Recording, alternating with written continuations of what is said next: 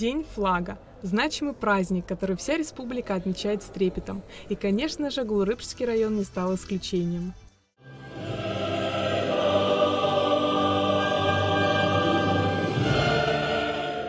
Зрителей ждала насыщенная концертная программа. Танцы, песни, красивая музыка. Все говорит о большой подготовке к празднику.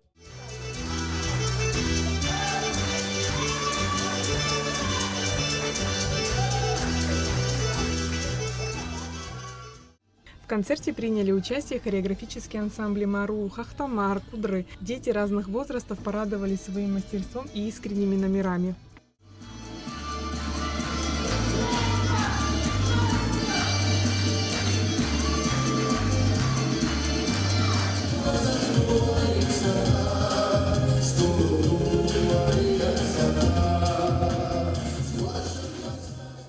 Каждый номер зрители принимали овациями. Примечательно, что в зале много молодежи. В такой день особенно чувствуется важность празднования и сохранения государственного флага. Это очень важно. Даже желаю, чтобы это все в лучшую сторону переходило, не знаю, чтобы процветала наша страна.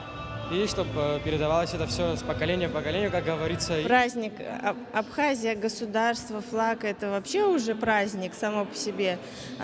Очень хорошо, что этот праздник отмечается именно в Доме культуры. Все собираются, все радуются.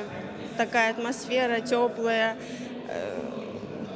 Наши дети празднуют, наши дети участвуют в этом празднике. В фойе Дома культуры была развернута выставка, где зрители могли ознакомиться с историей абхазского флага.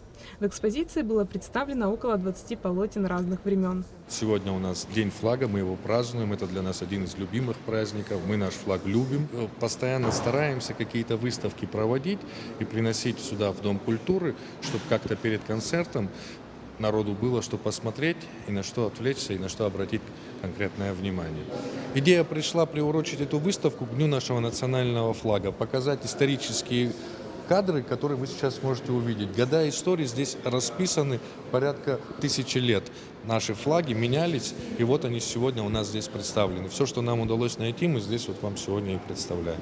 Народ Абхазии помнит и чтит свою историю, передавая любовь и уважение к своим традициям, ценностям, стараясь сохранить наследие прошлых поколений.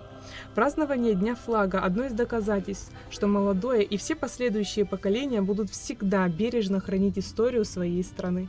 Аэлита Арутюнян, Ахрам Мичба, Абхазское телевидение.